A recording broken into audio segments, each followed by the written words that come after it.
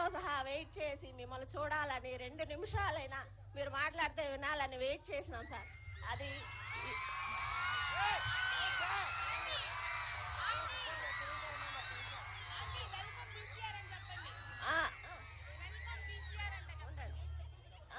ఉండండి ఒక నిమిషం సార్. మేము నిజంగా సంకల్ప బలం ఉంటే అది మీ దాకా చేరతాది అనేది ఇప్పుడు జరిగింది సార్. ఈ మా గ్రామస్తులు సంకల్పంతో పంచాయతీ ప్రెసిడెంట్ ని గెలిపించినారు, మా నియోజకవర్గానికి మీరు ఇచ్చిన ఎమ్మెల్యేని గెలిపించినారు. కాబట్టి మేము ఎంతో ఈ గ్రామస్తులు అదృష్టవంతులంగా ఫీల్ అవుతున్నాము సార్ మీరు వచ్చినందుకు.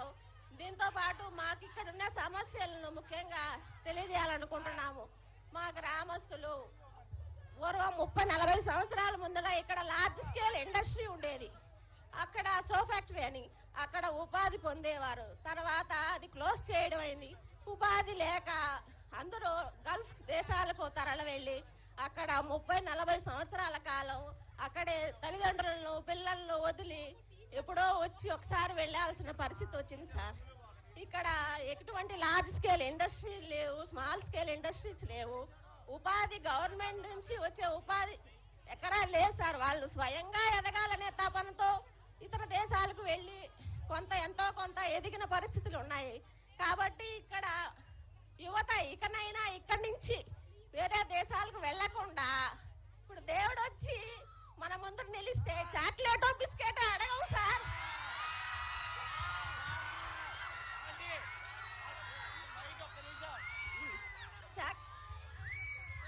సార్ మాకు స్కిల్ డెవలప్మెంట్ యూనివర్సిటీ కావాలి సార్.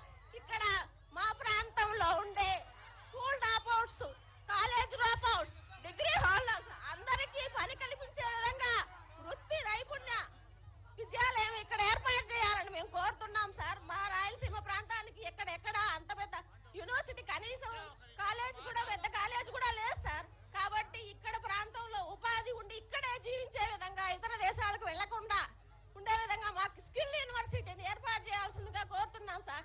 ఢిల్లీ హైరానా తరహాలో ఉండే విధంగా ఇక్కడ మా నియోజకవర్గంలో నిర్మించాలని, దాని ద్వారా ఇక్కడ యువత ఉపాధి పొందాలని, రకరకాల వృత్తి నైపుణ్యాలు నేర్చుకొని ఇక్కడ స్కిల్స్ బాగా ఉంటాయి సార్.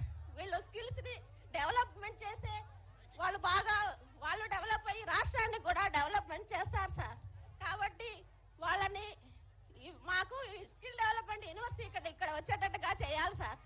మామిడి ఒక సమస్యగా ఉంది సార్. ఇక్కడ చాలా సంవత్సరాలుగా 7-8 సంవత్సరాలుగా ఇక్కడ మామిడి ఉత్పత్తి చాలా తగ్గిపోయింది సార్. ఇక్కడ ఎందుకంటే ముందు మామిడి ఆధారంగా బతుకుతా ఉన్నారు, కానీ ఇప్పుడు మామిడికి ఎటువంటి ఫంగస్ వైరస్ వచ్చేదో తెలియదు. ఉత్పత్తి 5% కూడా పడిపోయింది.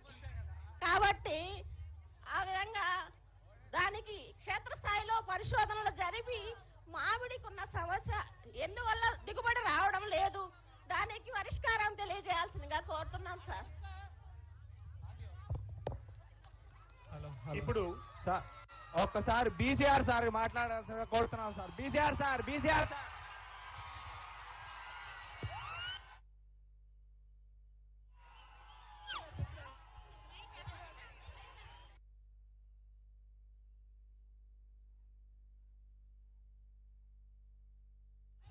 సభకు నమస్కారం సార్. ఒక గొప్ప విజన్ ఉన్న నాయకుడిగా మేము మిమ్మల్ని చూస్తున్నాము. పాతాళానికి అన్యాయాన్ని తొక్కిన వామనుడు సార్ మీరు. స్నేహంలో కర్ణుడికి మించిన వాళ్ళు. మాకందరికీ దారి చూపే ఒక గొప్ప నాయకులు సార్. ఉపాధ్యాయులమైనా కూడా గత ప్రభుత్వంలో మాకు జరిగిన అన్యాయాన్ని మీకు విన్నవించుకోవడానికి ప్రతి సభకు మీకోసం వచ్చాం సార్. ప్రతి సభకు 77వ జీవో పెట్టి సెలవు రోజులైన శనివారం ఆదివారం రోజున అర్హత లేని ఎస్సీటీలకి ప్రమోషన్లు ఇచ్చి కేవలం తెలుగు భాషనే నమ్ముకున్న మాకు తీరని అన్యాయం చేసింది సార్ గత ప్రభుత్వం. ఎన్నోసార్లు మీ దగ్గరకు వచ్చి వినతి పత్రాలు ఇచ్చాం సార్. ఒక గౌరవ టీచర్ వృత్తిలో ఉన్నా కూడా నేను 6 సంవత్సరాలకి 6 పాఠశాలలు మారినాను సార్. కుటుంబాన్ని వదిలిపెట్టి ఇప్పుడు జెడ్పీహెచ్ఎస్ ముక్కువారిపల్లెలో పనిచేస్తున్నాను సార్.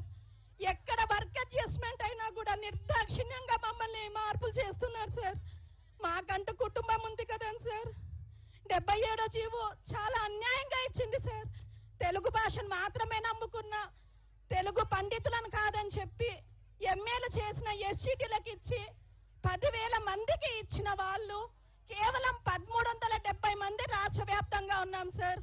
సార్, ఇక్కడ నుంచే మీకు పాదాభివందనం, నా శిరస్సు వంచి పాదాభివందనం చేస్తున్నాం సార్. ఉపాధ్యాయుల బాధని అర్థం చేసుకోండి సార్. మీరు తప్ప మాకు వేరే దిక్కు లేదు సార్. ప్రతి ఒక్కరి అభిప్రాయాన్ని చక్కగా విని వాటినన్నిటిని కూడా పరిష్కరించే దిశగా ఆలోచిస్తున్నారు. ఎంతో ఆశతో మీ దగ్గరికి అన్న రాసుకోండి అన్న, ప్లీజ్ అన్న. థ్యాంక్ యూ అన్న, థ్యాంక్స్ అలాట్.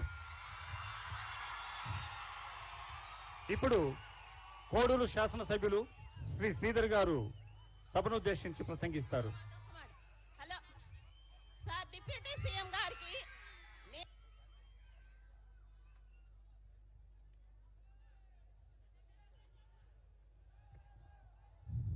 అందరికీ నమస్కారం.